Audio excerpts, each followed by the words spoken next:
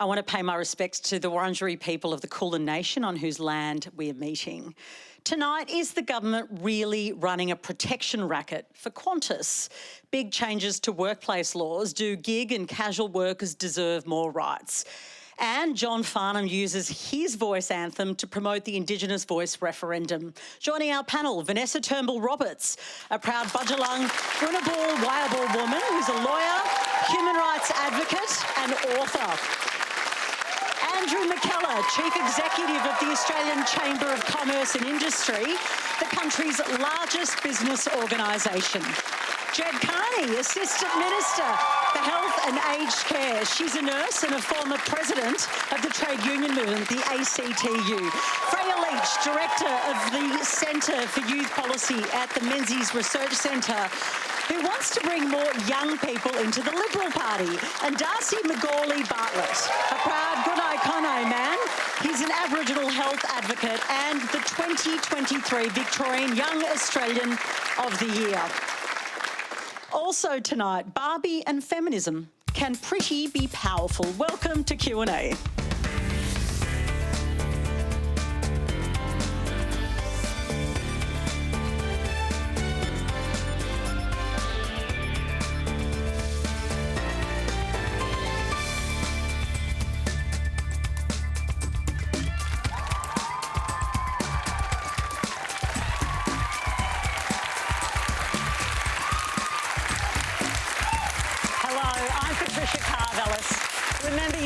Stream us around the country on iView and all the socials. Qantas is the hashtag. Please get involved. To get us started tonight, here's a question from Emily Hartley.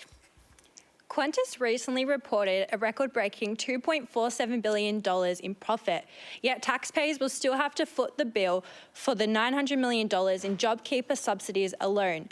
Do you think, given the cost of living crisis, Qantas should be required to pay this money back? Kearney. Oh, thanks. Well, good evening, everybody, and hi, Patricia. Hello, everybody. It's a really great question. Look, I think there's no doubt that when the scheme was designed by the previous government, they perhaps didn't design it quite so well, or as it should be, because really JobKeeper should not have gone to businesses that were making such big profits. It's probably going to be a bit tricky now to get it back, but certainly I don't agree that it should have gone to a company that really made such a huge profit. OK, but I think the question was more about Qantas as well, wasn't it? Not just about job. Oh, sorry. Yeah. Mm-hmm. I mean, do you think Qantas has a social responsibility to taxpayers? Oh, absolutely. I think all companies that received any support or subsidies during COVID certainly has a responsibility to have used that responsibly and in the best possible way, which was to support workers who were not getting an income and were being laid off because of COVID. Qantas has had a bit of a rough week, really, with the ACCC having a look into ghost ticketing, with the credits, people demanding that the credits not be paid back by the December, where they've actually capitulated on that and said that they can have it back. Alan Joyce getting a big golden handshake. They've had a bit of a rough week, really, and I think they've got a bit of shaping up to do in the next little while for Australians to really regain their trust and respect. Is the government too close to Qantas? I think no more than any industry or business. I think people have asked me, is the Prime Minister too close to Alan Joyce, for example? Well, the Prime Minister was the Minister for Transport. He's been in Parliament a long time. Alan Joyce has been around a long time. I think that you build relationships over time with all sorts of business people and all the people that you interact with over that period of time. I don't think it's too close. I think there's a respectful, healthy relationship. Can I just jump in here, please? I think we need to look at the facts of the matter, and that is that Albanese's son got a Chairman's Lounge membership. So clearly there is quite a relationship there. Now, I'm 20 years old. His son's about 23. I mean, I'm not getting a Chairman's Lounge membership, that's for sure. And that establishes that there is definitely a relationship. And I think, look, we can't retrospectively take back money that was given during COVID, but I think we're actually missing the bigger issue here, which is that Qatar Airways had applied to the government to double the number of flights that they were making into Australia, taking people to destinations like the Middle East and Europe and Africa. And then for no apparent reason, the Albanese government, and perhaps even Albo himself, said, hang on a second, no, you can't actually do that. And what that means is it's actually protecting Qantas. Every time you go to travel, you're going to be paying more because there's less competition in the market. And for young people like ourselves, we were locked up during COVID for 2 years. Travel is a rite of passage. It's something that every young Australian should do, see the world and expand our minds. Yeah. But we are being blocked. Freya, you've actually raised a couple of issues there. In terms of the Chairman's Lounge membership, I mean, what do you make of that critique? Oh, look, I'm going to take a pass on the PM's son getting into the Chairman's And Lounge. why are you going to take a pass? Well, I don't think it's appropriate to, you know... Because some people have argued that. Why don't you think it's appropriate? Well, I don't think it's appropriate to go into matters relating to the Prime Minister or his family. I think that's not something I'm going to do. Where I do agree with a bit with what Freya said, and I think, you know, we need a competitive aviation sector. And I mean, Qantas probably made representations, but, you know, I represent business more broadly. Our tourism industry has been struggling. I think Australians do want to have access to more affordable air travel, and there was a great opportunity there to encourage greater competition.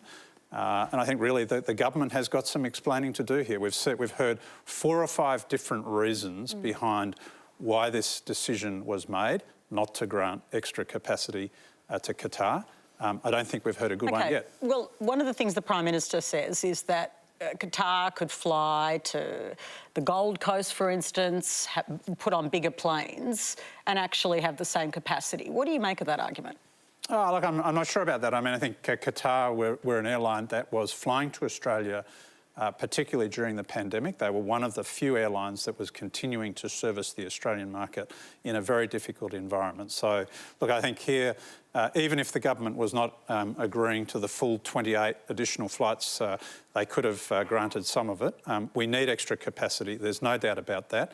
It would make airfares more affordable. There's only a certain number of slots though, right? Well, no, we're not back to the capacity that we were pre-pandemic. So there is spare room there that could have been made available. I think it would have promoted competition. It would have been good for our tourism industry. And I think it would have meant that... But everyone's assuming that capacity is not being taken up. I mean, you're quite right. Qatar Airlines can bring more people in. They can go to plenty of places all around the country. They have unlimited freight access. That extra capacity is being taken up by airlines that we already have a contract or a relationship with. So Singapore Airlines, Cathay Pacific, Southern China, China Southern, they have increased their capacity, and there is more. They've picked up more flights. So it's not as simple as saying that we didn't let Qatar in. There's a lot of arrangements being made right across the aviation industry that have to be taken into account, and the national interest has to be. It's not a simple thing. OK, but Jed Kearney, I've got to challenge you there, because the ALP National President, who was the former Treasurer in this country, Wayne Swan, says you should review the decision. Yeah. Thanks, Wayne. Yeah. No, I disagree. Well, you shouldn't review it. Wayne Swan, is not... Rod Sims, Alan Fells. But, you know, they are not privy to the arrangements that exist right across the aviation industry. And the Minister has said that she will be having a green paper and ultimately a white paper, which is a bit of a process to review the aviation industry and see how it's operating right now. So it's not as simple as saying, you know... No, but Bridget McKenzie wants, for instance, a Senate inquiry. Why not allow that to happen? I think that it's really up to the Minister. It's the Minister's discretion. She's the one close to the contract. She knows what's being negotiated. Would be a wise thing to do, wouldn't it? Sort it out with an inquiry? It's not my position to say whether we need an inquiry or not. I'm just saying the situation that exists at the moment. And it's not as Vanessa, I want to bring you in. Inquiry, makes sense? I was just thinking, I'm on silver at the moment. If Qantas want to grant everybody gold memberships, free flights for the marginalised, bring it forward. That's my position. I'm guessing you don't have access to the chairman's. Absolutely not. I didn't even know that. And I think going back to your question, who should be responsible? You know, when it comes to social and corporate responsibility, there's a serious responsibility that corporations have to give back. And you know, with all due respect, and I know we're going to speak more to the Voice to Parliament and the campaign. If you can walk around and brand a yes to Parliament with a big yes sign on your planes, well, you can give back to the people whose money you've taken and whose credits you've taken away from them. So you think they should pay back taxpayer money? Absolutely. If it's been taken and it's been unlawfully used in the terms of they're refusing to provide what's taken from people, there's a responsibility. Do you think they should pay back? Well, no, I don't. I mean, Why I think not, here, though? no, Why I not? mean, look, this was JobKeeper funding. There was a law that was passed. It was in fact passed with multi-partisan support in the Parliament in the face of a pandemic. It's part of a $300 billion overall support program, which was there to save the Australian economy during the pandemic. That is done and dusted. Of course, now we're in a situation where there are questions about some of the other practices. Of course, the ACCC should be looking at that. They've got a competition task force which has just been set up, and aviation should be part of that. There's an aviation white paper coming out. So we need a competitive... Would you like to see a Senate inquiry? Oh, absolutely. No problem with that. I think having a Senate inquiry along with these other things to get, in the end, a better deal for the Australian public, that's a good thing. Darcy, Look, I definitely agree that it should be paid back. We're in a cost of living crisis at the end of the day, and there's a significant profit made by a private corporation. And I think that at the end of the day, the Australian public deserve answers. And that's all I'll say on the matter. I won't go into the other details, but it's just the Australian public deserve answers. There's a significant amount of repair work that needs to be done by those organisations. and I understand a few people here were travelling on Qantas to get to Q&A and nearly and my missed flight it. was delayed. And funnily enough, and this is what happens when you don't have adequate competition in the market, the quality of services is actually reduced. So currently in the last month, 32% of flights were delayed. That is almost double the long-term average of 18%.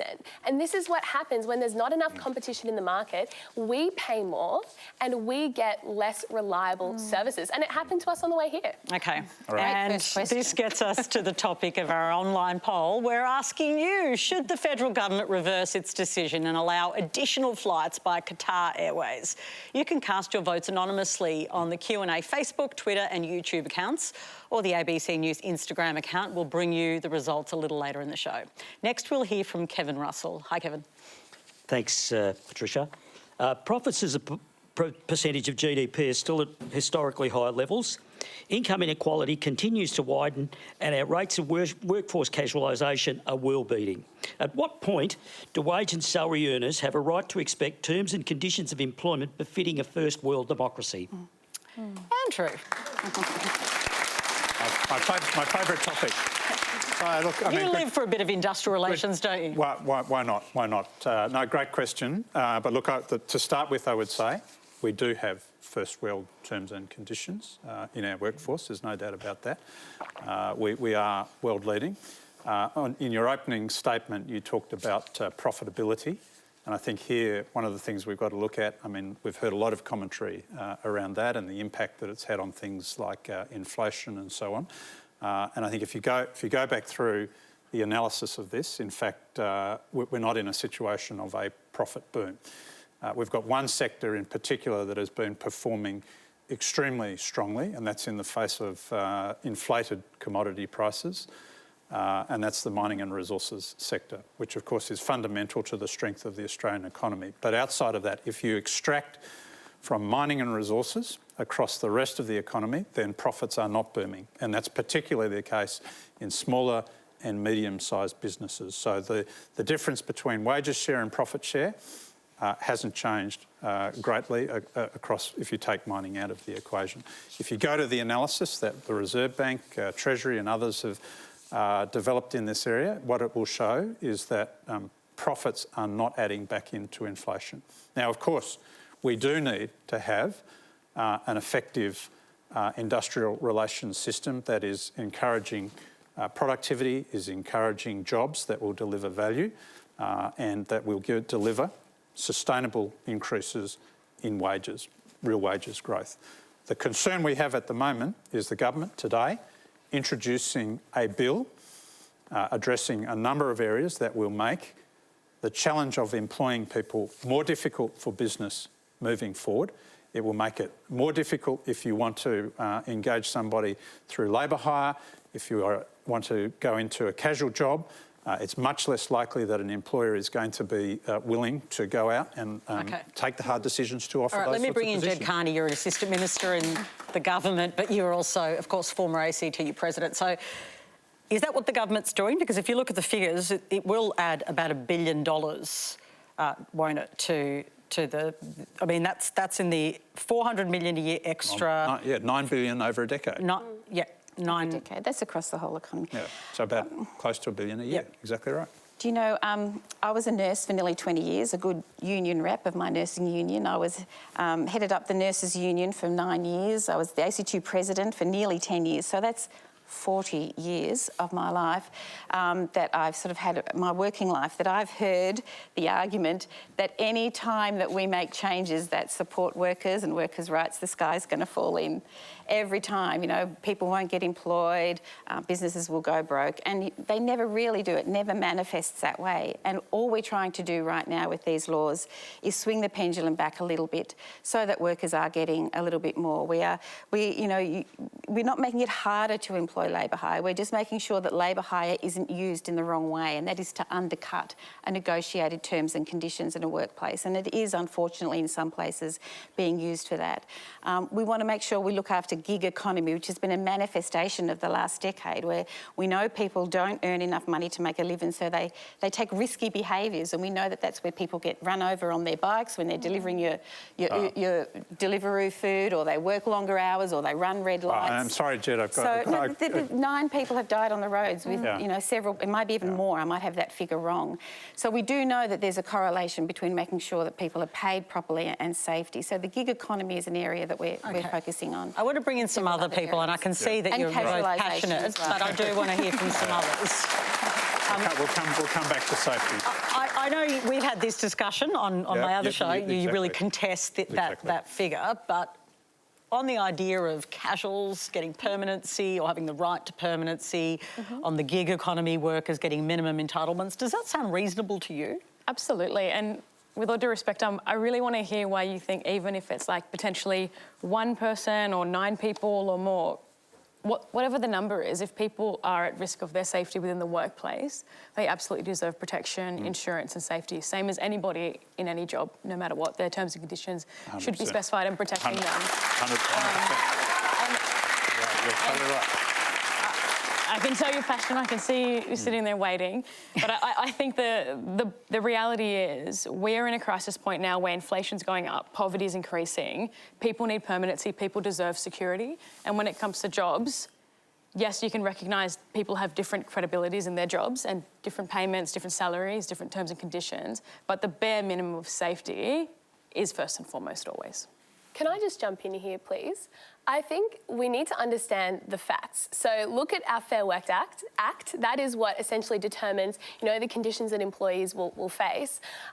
That Fair Work Act has over 200,000 words in it. It is longer than all the Harry Potter books combined. It has 800 sections. It has 122 awards. And within those awards, there are over 1,000 different pay scales. Did you know the person who puts your food down on your table at a cafe is getting paid differently to the person who picks it up? This is how convoluted our industrial relations system is. And what that does is it actually punishes workers and young people in particular, because if you're a business that wants to operate, it is so incredibly difficult to figure out how you're actually supposed to pay people. And what is going to happen? It's absolutely tragic that people are dying.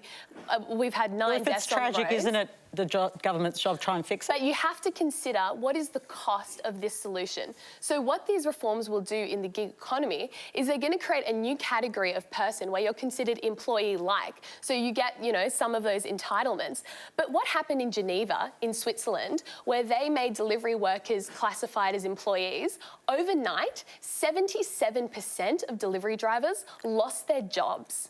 That's because all of a sudden they had to apply to Uber to get employed. They weren't independent contractors like they are now. They weren't effectively their own small business owners. That's not what these laws will do. They won't make them employees. It's not the same. But they're employee-like. It's not the same. And you'll have a similar impact. No, well, Jed Kearney, how is it different? Well, they're not becoming employees. They will be getting minimum standards. The Fair Work Commission will be able to determine what is a set of minimum standards for gig workers. They can still work any hours they want. They can still come and go. But how do you determine that? People work across apps. let Jed Kearney finish, yep. The Fair Work Commission will be able to determine that, and they'll have to meet pretty specific criteria to be able to come under that. So all we're asking is that they get paid a minimum wage that's something, you know, and it may even be a 5-minute, it may not be an hourly minimum wage, it might be a 10-minute blocks, it might be 15-minute blocks, it may not be an hourly wage like you would get. As it is at the moment, though, Andrew, we do have a class of workers which is entirely different to the rest of the workers in the country. I think it's actually a bit more complex than what Jed's suggesting. And here, I mean, if you look at things like food delivery and rideshare, and these have been cited as the biggest problem areas, so the major employers in that space are saying they are quite willing to agree to a set of standards going to pay to things like insurance and record keeping. So no problem. Let's have a nationally consistent set of standards that apply in those sectors, and the major employers all happy to take that on. But that's not what the government's doing. That's not where they're stopping. They're going further than that. And if you listen to what the Minister, Tony Burke, has said over recent days, see him at the press club, saw him on Insiders on the weekend, they're going further. So you have other businesses, Airtasker, for example, Mabel, we're stretching into areas like the provision of trades and similar services or the care sector. And the Minister is saying, look, we're not going to regulate in the area of trades like Airtasker, they won't be affected, but a care sector operation, a marketplace... He says it won't be about the app itself. I heard him clarify that. No, it's actually not about... It's not... You have to be employed on a platform. Okay, but he has made that distinction to start with, and yet we have on those two particular platforms, we have the same sectors being covered, and in some cases the same workers being covered. Darcy just wants to quickly add in there. I want to come back to quickly that we've had 1 or 9 people, whatever the number is too many people that have died due to unsafe working conditions. Well, I'll just finish. I might have got that number wrong. No, but between 1 and 9, like it's neither here or there. I think it's actually higher. Well, it's more. There you go. 1 or 9, their lives matter. Doesn't matter. Exactly right. Exactly right, Vanessa. So what I'm wanting to preface here is that every Australian, every person who works in this country deserves safe work standards. End of story. That is not up for discussion. And I think that we need to be really clear that when we're talking about, equity, for example, that everyone has a right to minimum wage. They have a right for safety in the workplace. And I think we need to be really clear that that is a right, regardless of, the novel of what is the Fair Work Act, is that people deserve this. People have the right to this in this country, and I think that we need to be really clear that we need to support community across the board, from young people to our senior citizens across Australia. Welcome. Just want to...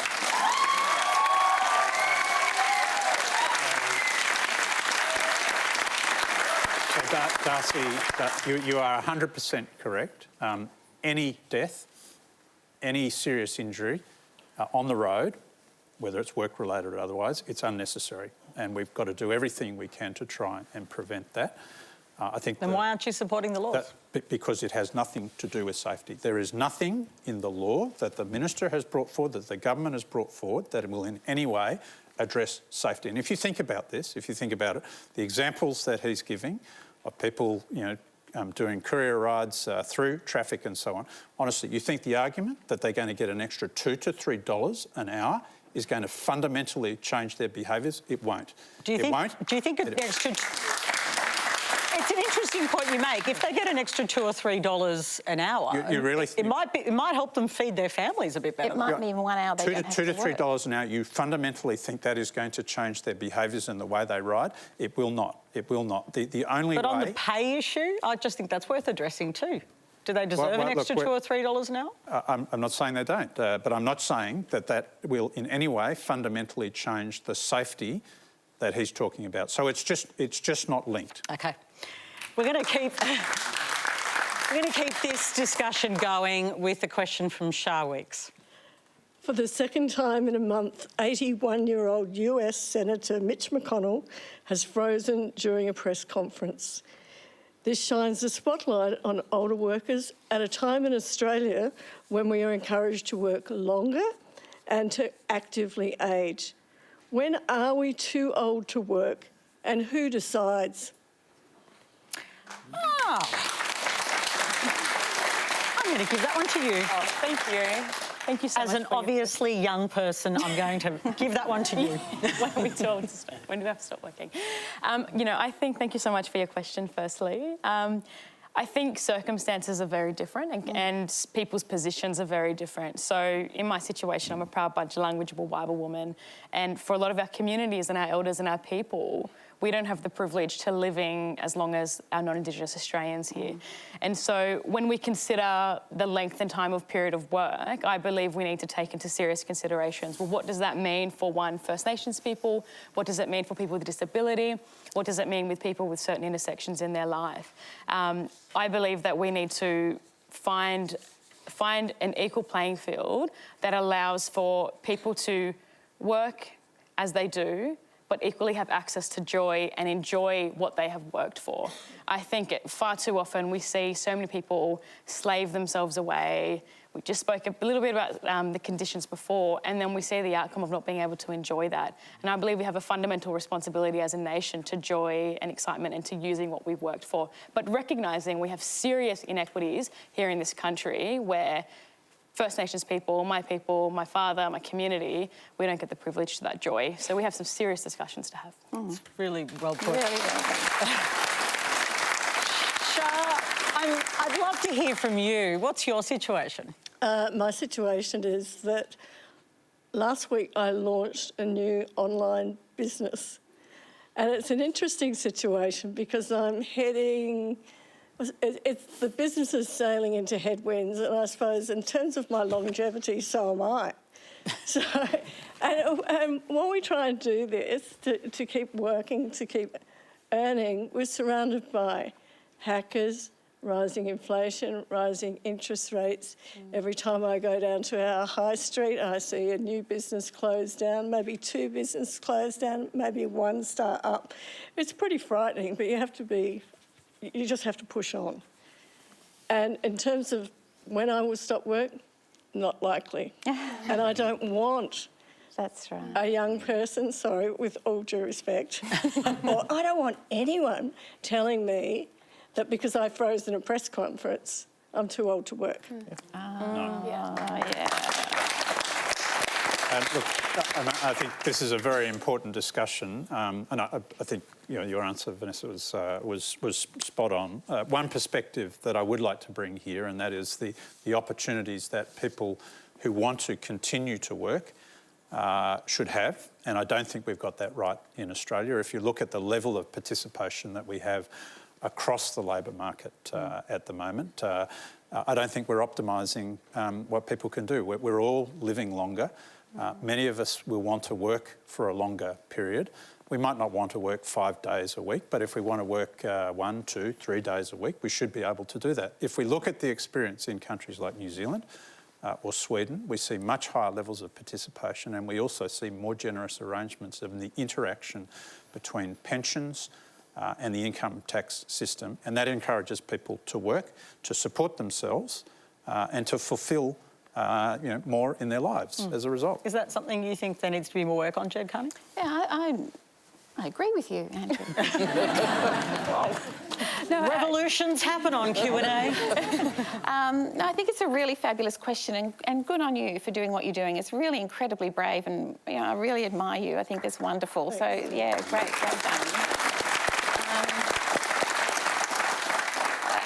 I think, from drawing on my experience in my working life, I think we need to focus a lot more on helping people transition to that. Like you say, maybe people could work 1, 2, 3 days as they get older. Maybe they don't want it. They want to continue working full time. There should be that flexibility in the workplace. And I think there's a lot of work to be done with workplaces and employers to help that transition. If I was a nurse, and I know a lot of nurses, you get bad backs, you get sore knees. It's hard to work full-time right up for a long time, but a lot of people want to stay in the system and in the health system and keep being active, and there's plenty of jobs in the health system that nurses can do without having to do a full load on the ward. So yeah, I agree, there's a lot that we can think about helping people stay active longer, definitely. And Assistant Health Minister, I think the health system's going to play a big role in that as well. For sure. Darcy, there is a lot of age discrimination though, isn't there?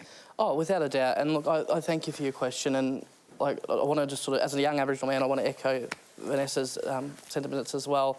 It actually hits really close to home for me because my younger brother and I went into a kinship placement with my grandmother when, she had to leave work and look after both of us, and she was ready to retire, but she couldn't. She had to go back to work, and she's, 65 and counting down the days until she can retire and get her pension. But she played a huge, significant carer's role for me and my younger brother, and couldn't take the time to be there full time because she had to work and had to be there consistently at either, working either at the factory or now she works for the salvos. Good on the salvos. But overall is that took that time away from me and my younger brother who were going through a traumatic time, and we would have been lost without her. But it's the same with my father as well, who's, he's still, I say he's young, he's in his 40s, but he'd be looking forward to being a grandparent and being there more. And I think for me, retirement is a circumstance thing. It shouldn't be determined by the man or the system. It should be determined by the individual. You can keep working as long as you want to or as short as you want to. Yep. Freya, you're only 20. I am, yes. So what does that exactly mean? How do you see your trajectory? Well, I think, it's undeniable. Like, we're going to live longer. We've got the benefit of amazing healthcare, first world system, and that's awesome. I think it means that we have to change the way we think about older age. And I was speaking to my mum the other day about this, and she's, in her 50s, and she was talking about the fact that women, especially in the later half of life, can experience significant discrimination when trying to get jobs, because I think as a culture we sort of glorify youth. Look, I'm 20, I'm not complaining about that, but you're on a national show at 20, so you're this is true. That's you're living true. your best life. Yeah, exactly. And I'll probably make a TikTok about it later. But no, and that's right. But we have to think really long and hard about how we adapt as a country. Now we have people living longer and they want to work, because that leads to so much personal fulfillment. And that's why, to be honest, I'm quite concerned about the industrial relations agenda we're seeing Labor put through, because we already have a really difficult wage-setting system, which we've talked about before, and it's important that small businesses like yours are able to actually succeed and thrive. Just a couple of things on that. Labor's exempted small business. In fact, the unions are pretty cranky. I want to ask Jed Kearney about that. Why did you exempt small business? The ACT is really angry. Yes, it is. Well, no, I think it wasn't a decision taken lightly, but Tony, the Minister Burke, certainly listened very carefully to small business concerns. Would you prefer not to have happened, the carve-out? Oh, look, I think there's bona fide concerns. Small business is somebody with less than 15 employers, and, they've been exempt from the labour hire conditions changes and a couple of the others, and so I think it's probably a reasonable thing. Small business do struggle and they probably don't make as big a margin. But by and large, can I just say too, that small businesses, most of them do the right thing.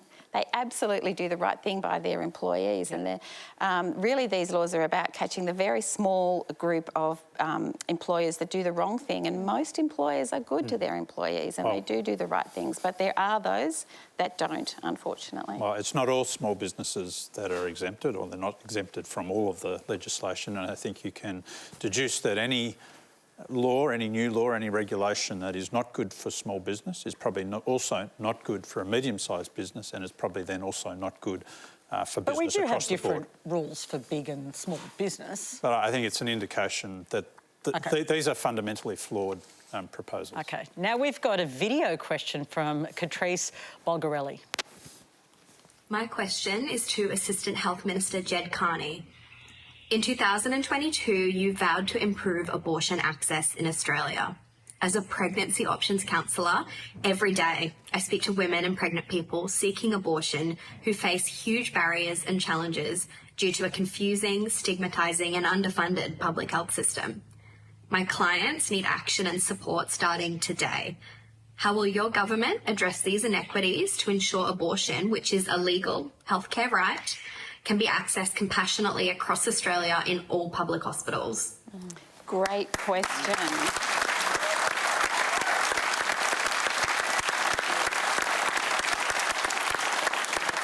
Thanks so much for that question. I don't think that it's a secret that I am very passionate about women's health and have been working incredibly hard in this area, and access to reproductive rights is one of the areas that I've been particularly active in. And it's not just a termination service, it's also access for fertility and maternity services, postnatal services. We've heard a lot recently about birth trauma. This is a whole area, I think, that is really underserviced in the health system, and women by and large don't fare as well in the health system. Broadly about that question, I've established a Women's Health Advisory Council with some wonderful people on that to really help me grapple with these big issues of what I call is actually a bias in the health system. Would you like to see abortions publicly available in public hospitals? Well, what we've seen very recently is a massive change to the way medical terminations are going to be accessed, and this is because the Murray Stopes Health, who provide medical terminations, actually applied to the TGA to have some really restrictive processes around the prescription and dispensing of that drug relaxed and broadened, and we really welcome that change. It's also meant that other health professionals can actually prescribe and help women. So nurse practitioners and midwives, for example. That is going to make a huge difference. That's one way, but you know, before this election, Labor did have a policy. Would you like to see that policy? Well, we're working very closely with the states and territories, and, you know, we've got a lot of lovely young people here today, but I'm 60 this year, and I've been around a long time, and I think one of the worst things you can do if you want to implement policy is force people to do something that they really don't want to do. You often get poor quality, and you don't get the best service. What I'm really focused on is maximising the wonderful services that are out there and making the most of the services that we know will actually provide this. And also, we've implemented a scope of practice review, so expanding the practice of all the health professionals. Labor's in charge in every state and territory apart from Tasmania. You could do it. Why don't you? We are having really great conversations with the states and territories. The surgical terminations is actually an issue for the state and territory. I've spoken to the health ministers. We are looking at. Do you think they should provide it because the cost is prohibitive? I think it should be. There should be more services. I absolutely agree with that. I mean, that's not just for sexual and reproductive health care. I think everybody should access the care they need, where they live, when they need it, and it should be freely available through the public health system. Absolutely. And I think, yeah. Thank you. And I think, you know, from what was shared in that video and that question is we're in a very well-developed country and we still have issues around abortion. I think abortion is an absolute fundamental right for all people that may find themselves in that situation and they want to freely go and have access to an abortion. And it should be freely available all over with no judgment or no discrimination at the hands of someone choosing with their body and what they want to do. I'm a very big believer in how do we make the future better. And particularly when I look at Roe versus Wade, we know in 1973 that landmark decision created legal protection for the 50 years plus for many people in the US. Now we fast forward and we saw the detrimental impact of what has happened now when that was overturned. We see the severity that people are going to go through abortion. Now, whilst I can recognise we're not at that severity as what's happening in the US, we need to write right now what we do for our future. We need to make sure we set up safety, we set up education, and that all people know, no matter what you were doing, where you were going, if you choose to get an abortion, no matter how you identify your gender, you have that access to go and get an abortion. That is a fundamental right.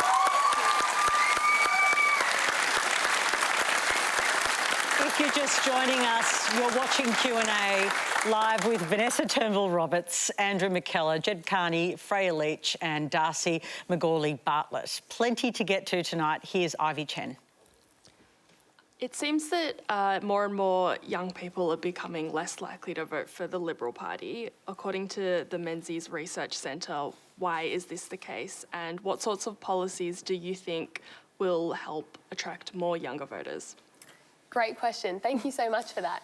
Look, it is no secret. Young people, so I'm 20, people our age are more likely to vote for the Greens than they are for the Coalition.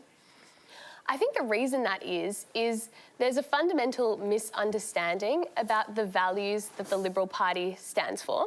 And if you had to sort of distill them into two, it would be freedom and aspiration. And I think we're in a culture at the moment where both of those things are really challenged. So on the point of freedom, like, we live in this culture of identity politics where people's whole sense of self comes from things like their gender, their race, arbitrary factors that shouldn't actually impact somebody's value as a human being. But when you're sort of subjected to that sort of culture, it kills aspiration, because you feel like, you know, you're always going to have that identity, you can't do anything about it. And so I think at a level of values, we are struggling. Young people don't understand that we are free. We can aspire to be agents in our own lives and improve our own lives. And then I think they're not seeing those values reflected in policy. So the key issues facing young people are climate change, housing and mental health. Climate change, like, why are we not considering nuclear energy as another option? We can all agree what we want to do is want to get to net zero as quickly as possible and as cheaply as possible while keeping the lights on. We should be thinking about everything. Young people want innovation. We're open to new technologies. So we need to be thinking about everything, and especially nuclear energy. Housing, get government out of the way. So a significant proportion of the cost of a new apartment is actually government regulation. And mental health, we need to be teaching kids in schools how they can become resilient and self-reliant as they move into adult life. Otherwise, we will see the status quo continuing, where suicide is the leading cause of death for young people. And for me, that is just not an outcome I'm willing to accept. Darcy, why do you think young people have moved away from the Liberal Party? It's a very good question, and I thank you for your question. It's always up for topic. Everyone wants to argue politics, and I think overall it's just, for me as a young Aboriginal man, I won't say who I vote for, etc. I think that what we're trying to look for is acceptance as a community and as people, and I don't see that in that party, no offence, and I respectfully Okay, disagree. so for instance, today, we're going to no doubt get to this because it was only announced, but today John Pesutto, who's the Victorian Liberal leader, declared that he will vote no. He's giving a free vote to his party room, to be clear, but he will vote no in the referendum. What impact does that have on you? Well, it's interesting you say that, because I'm here as a young, independent Aboriginal male, 2023 Victorian Young Australian of the Year, and I will not sit there and tell people how to vote. And I'll talk more to this, obviously, if we get another question, but his right to vote, it's our democracy. That's what we live in. People have a right to vote no, they have a right to vote yes, and they have a right to do a donkey vote. You know, at the end of the day, that's their choice as an individual, and good on them for the choice that they're making. I won't be making the same, but it's also, you know, this is the democracy we live in, and everyone has a right to vote whatever way they do with an evidence base that they have. But do those sorts of issues impact the way you think of political parties? Look, I definitely, personally, would say yes. I would, you know, but again, that's around that personal opinion in relation to other people's opinions. Like, I might think less of the individual, doesn't mean I think less of the whole party, for example. So it just depends on the personal factors. And if I could just jump in there, there's such a range of views even within the Liberal Party. Like Mark Speakman, the New South Wales leader, is voting yes, John Pesutto is voting no. Julian Leesa resigned from the shadow cabinet because he was so committed to the yes vote. That is massive. And so I think you're exactly right in your approach to this. And I think that's 100% correct. There's a range of views, and we should respect all those views and have a really mature discussion, which we're definitely having, which is awesome. Yeah. On the substantive question that was originally given in relation to young people and voting for the Liberal Party, how do you see it? Look. Tell me what you really think. No, I think when it comes to young people, and just going back to the original question, and, you know, the decrease in our support for the Liberal Party, you know, I think that comes down to exactly what you were sharing. Like, it comes down to policy and people. And when you don't see those policy changes reflecting the geographic of the people that potentially will be voting you in, that's when you start to see those problems arise. And I'll just respond to what you were sharing about mental health and suicide being, you know, the leading death in young people. that's spot on. And when it comes to First Nations people, the rates are even higher when we look at the disproportionate impact. And I think we need to have a really serious reflection as a nation about what are we doing to address our young people when suicide is almost eliminating our young people. Correct. Yep. That's a pretty sad place to be. And I think whether you're Liberal, whether you're Labor, whether you're the Greens, as a collective, we need to reflect on how we respond to that. I won't speak too much to the critical reasons why I feel maybe there's not so much support for Liberal, but I think when your constant political discourse is around racism, derogatory, you're not really going to get a lot of support. I think so. Now to a question from Matilda Jablonski. My question is mainly aimed at Vanessa. Since you're so certain to vote no, what would the government have to change in order for your vote to be a yes? Thank you so much for your question. I'll just disclose to everybody and, of course, media watching, I'm not a certain no. I'm very much undecided, like many of my peers and my sisters and brothers within community. I think when it comes to the Voice to Parliament and the referendum discussion happening right now, we need to recognise there's 3 campaigns. There's very much a yes side, a no side, and a very strong racist no side that's pushing an agenda that's quite harmful to our communities, and it's quite harmful around non-Indigenous people pushing that political discourse within our communities as well. I think when it comes to the referendum and what would actually see me be a complete yes is, well, what is our government of the day proving to our people to demonstrate that there actually is substantial power within this? Now, I can recognise, because we're told it every single day, it holds no power, it's just advisory, shh, settle down, it's just consultancy, relax everybody, it's just consultancy, shh. But that doesn't have to be listened to. And as someone on the receiving end and as a survivor of family policing here in this country, I don't want to hear more crumbs discussions anymore. I don't want to hear more advisories. I want to see real change for my people. That's all I want to see. And it's really hard when you're on the receiving end with community and you can recognise, you know, we hear this all the time, one bit of progress is better than no progress at all. But we have been told this rhetoric all the time. We have been told it. Everyone says after 1 death in custody, 2 deaths in custody, 3, there'll be no more deaths in custody. And then we wake up and there's another Aboriginal deaths in custody. We say there's going to be no more child removal, yet we carry one of the most highest rates of child removal here in this country that disproportionately impacts First Nations people. We talk about land displacements, yet we continue to harm the land. We say if you're a no, you're a racist. We say if you're a yes, well, you're supporting mining companies and Rio Tinto that's funding the Yes campaign. It's a really nuanced discussion and it's really hard to have this conversation with the wider Australia because as First Nations people, we haven't had the opportunity to reconcile with what do we actually really want. And the reality is, do we want a voice? Absolutely. But we've always had a voice, but we've just never been listened to. And being told that it's an advisory doesn't give us that power. Darcy? Yeah, thank you for your question. And Vanessa, I totally agree with you. I will happily say I'm voting yes, but the reasons I'm voting yes is because not only have I seen how local, regional and state voices work and create that change, I do agree with you the fact that there have been a number of issues that have been raised by local, state and regional and state voices that have been ignored, and that, you know, we are past acknowledgements and good intentions, and it's time for action. And that at no point, you know, if we vote no, there might not be that action. We don't know yet. This is again sitting in the ether. But again, it is about community having a voice and making sure we create that systemic and sustainable change for our community across the board. And this is around us knowing our Aboriginal ways of being, doing. You know, this is our life. So for us to be able to have a voice, and yes, the consultancy perspective, we can make some form of change, but we need to be listened to.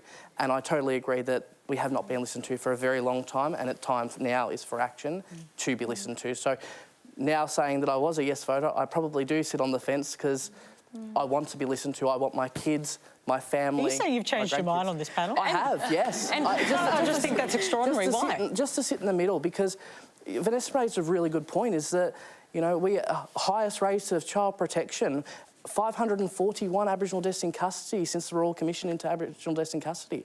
You know, this is, if we can have the conversation and actually be listened to and not just have those, oh yes, oh that's, oh you good point, but it's moving past acknowledgements and good intentions and creating that action for systemic and sustainable change for my community, for my children, for my grandchildren and for the future. But, you know, if this voice is going to create that change, and I'd love to hear from the Assistant Minister, is that we will see better outcomes for Aboriginal and Torres Strait Islander people if we are listened to. I will let Jed Kearney have a word. I totally respect the views expressed here today, so thank you so much for being so honest and forthright and passionate. I really appreciate that. I think the first thing I would say is that this is not something that we dreamed up in government. This is not being imposed by the Labor government or by Anthony Albanese or by me or by anyone. This was a very generous request made of us by First Nations people through a very broad process of consultation, and that culminated in the Uluru Statement from the Heart, which asked us to do this. And I feel that I'm responding to that very generous offer, and it could have been, like, you know, it is a very generous offer that was made given 200 years of colonisation and what's happened. So I feel that we are responding to that. Secondly, I do believe that the voice being enshrined in the Constitution is the only way we can make sure that we actually do have a way to make sure it's heard.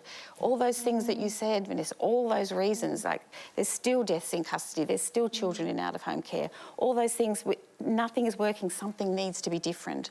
And I really think that this offer from First Nations people to have a constitutionally recognised voice is that breaker. The third thing I just wanted to say is that there will be practical outcomes. The Minister has made it very clear that she wants to hear very practical ways that we can work on those issues. But we have those practical outcomes that are already there. We have two foundational documents, a Royal Commission to Aboriginal Deaths in Custody, a National Bring 'em Home report. We have inquiries into impact of mining. I'm not completely against it because I do think it's a beautiful statement, but it's not even being enacted in full. We've gone from this it's not being enacted, exactly. And that's because we've had various governments that have come in from time to time and chosen to listen, chosen not to listen, chosen to listen, chosen not to listen. And what can be guaranteed that we will be listened to? If you can promise me that we'll be listened to and the advice given will be really taken on board to be like, yep, we'll drive this through, I would be a yes tomorrow. I think if it is constitutionally enshrined, that gives it that much impetus. There's just one last thing that I really want to say, and this is my big concern. If a no vote is successful after the at the referendum, the big risk is that the big winners out of that will be those people that want the status quo, that don't want change, or at worst are the ones that are being hateful. And that is my big concern about a no vote risk. It's not going to be. Andrew, you're not one of the business ones. You're not one of the business groups who has a view. What's your personal view? Well, look, I'm not here to present my personal view. You won't say how you're voting? No, I won't. It's my personal business. I'm entitled to that privacy as every other Australian is. So, and I'm not here to express my personal view. I'm here as a business representative. So, I mean, we've looked at it very carefully from a business point of view. We would say 4 things very quickly. We would say certainly the process of reconciliation between Indigenous and non-Indigenous Australians is fundamentally important, something that business supports very strongly. Constitutional recognition, also something that I think around Australia, business groups and others support very strongly. We have hesitated. We are not going to advocate whether people vote yes or no. But I think having an informed discussion, some very powerful interventions. Do you think people want a second referendum just on recognition, like Peter Dutton suggested? We don't want it. Why don't we First Nations people? We don't want a second. You don't want another one? We are struggling. We just spoke about mental health. We're coming up to Suicide Prevention Week. Our people are really struggling with the referendum process. It's been hard on our communities, and as I mentioned a little bit earlier, we are the political discourse, and when you're political conversation and you're already a group that's targeted and marginalised, and then you are that national conversation, the impact that it has on the ground for our communities is detrimental. Absolutely. And I just want to encourage to any mob that are watching tonight or who are out there who may find this, if you are struggling, lean on community. Whether you are yes or you are no or you're I don't know, you have a community, you are loved, and your sisters and brothers, myself included, there is no need to feel worried about expressing what you are going through, because our priority is our people through this. Do you agree that, because Peter Dutton has said that if this were to fail in 6 weeks' time and he was elected, there's a few things that have to happen first. He will have a referendum for constitutional recognition. Peter Dutton can say what he wants to say, and good on him for saying and expressing his opinion about whatever it is. Probably the one thing I want to point out is that I totally agree with Vanessa, and, you know, yarning safe and strong for our mob here in Victoria. And again, the mob who know me, pick up the phone. Very happy to have the conversation. But what I want to say is that what I don't like is when I see in the chambers or in the question time is the parties allowing the serious amount of racism going within this community. And our community, again, is the topic of the conversation, where we're having these really nasty people make serious comments and just ridiculous. This is about bringing us together and having a voice about talking about our issues, yet they want to make it a race issue and talk about this and this, and make really just derogatory and discriminative comments, which is not appropriate. And our community, like our wider community, are the ones who are facing this. Good on for the people who can turn off after 5 o'clock. We're Aboriginal and Torres Strait Islander community every single day, and we're the ones who represent our community, luckily enough to be on, you know, this television show. And just one quick last point. A lot of the questions that I get, people sliding into my DMs, what can I do to contribute and help? And I'm going to say this now while it's here, it's recorded and it can be replayed, so I'll refer to this. Is as a non-Indigenous person, as a settler on these lands, remember that you also have a responsibility. And that responsibility means if you hear racism, you see racism, you call out racism, period. I'll share one quick yarn because it really left an impact on me, and it had me sitting in front of a racist no being like, I'm 100% voting yes, because I couldn't imagine the thought of us waking up to a no and those racists winning and what that could mean around white supremacy and our communities and the impact.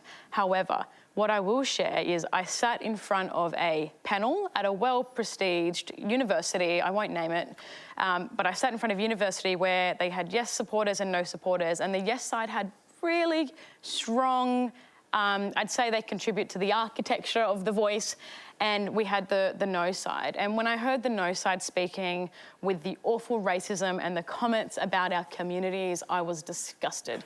And I was disgusted because nobody who was non-Indigenous on the yes side leading this big, I'm for First Nations people, not one of those people stood up and said, hey, that's not on. Yeah.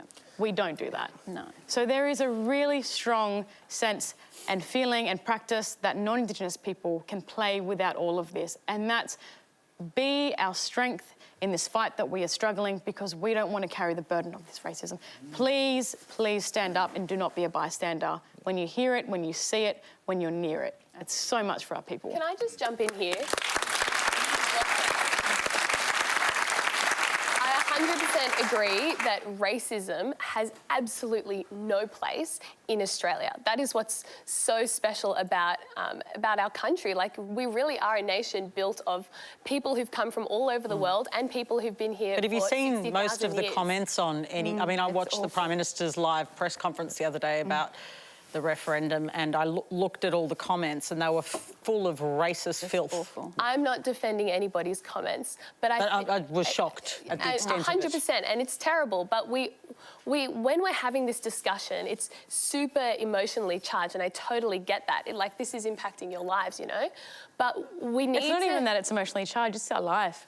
Before a referendum, during, and but we most need likely to. post. We also need to understand that some people, and quite a lot, according to the latest news poll, 53% of people have very legitimate concerns about what the voice will mean for the functioning of our country, for the principle of equality in Australia between all races races and all backgrounds. They're worried about the legal implications of this. They're worried about the fact that it's going to be permanent forever, and that, you know, it might even be accountable to the High Court instead of the Parliament. As Jed was saying, you know, how are we going to get the Parliament to actually listen to this voice? But that has all been debunked in a lot of But it hasn't. Why is the no vote continuing to increase if it has been so conclusively debunked? Because there's a lot of misinformation out there with a lot of what you just said, Freya, I'm afraid. No. To be absolutely honest, I don't know if there's a causal link between facts and votes, always. Correct, and we need... Well, I think we have to understand... Sorry, Freya, you go. Australian people, we're not dumb. Like, we do look at the facts. We do look at what is in front of us on a ballot paper. And I think we have to respect the fact that it looks like the majority of Australians have some deep-seated concerns about this voice and key questions around who's going to be on this thing, what issues will they be able to advise on, how is this all going to work? Those haven't been answered. And I can promise you it's not that powerful. All the answers I'll are let there. Darcy have a word. Yeah, look, and I think I'd refer to the working group. I'll get the name wrong, but there's 8 principles of the voice, and I think, you know, if you look up any website, whether it be, you know, on Senator Stewart's website or Marcus's, you'll see the 8 principles of the voice. You will see part of the Uluru or Yulara statement of the heart is that it's really key and clear in there, and I think the scare tactics need to stop. It's people playing people off against each other, and I think that leading with misinformation will cause worse outcomes. As we've said, Aboriginal young people and Aboriginal community have high rates of suicide, 541 Aboriginal deaths in custody since the Royal Commission. You know, our children are still being taken by, you know, family policing, as Vanessa rightly said. The scare tactics need to stop, and I think that to make it very clear is that we are not a political pawn as Aboriginal community. We are people, we are community, and enough is enough. And we can bring you the result of our online poll now. We asked you, should the federal government reverse its decision and allow additional flights by Qatar Airways? Almost 7,000 of you responded. Here's how you voted. 71% of you said yes, 15% said no, and 14% were unsure. Pretty comprehensive. Well, that's all we have time for tonight. Thanks to our panel, Vanessa Turnbull-Roberts, Andrew McKellar, Jed Kearney, Freya, Leach and Darcy McGauley-Bartlett.